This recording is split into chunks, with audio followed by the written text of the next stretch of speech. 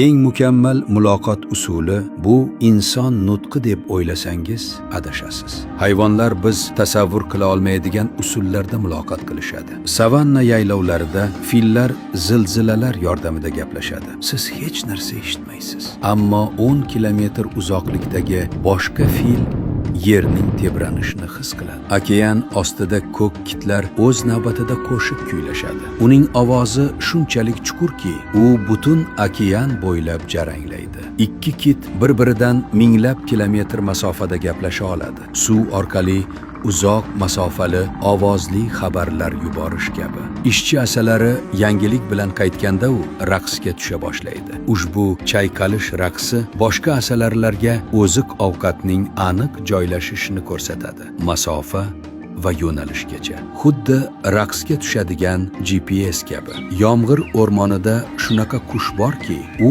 eshitgan hamma tovushlarni takrorlaydi. Boshqa qushlar, avtomobil signallari, hatto kamera ovozini ham. Bu shunchaki mimikriya emas.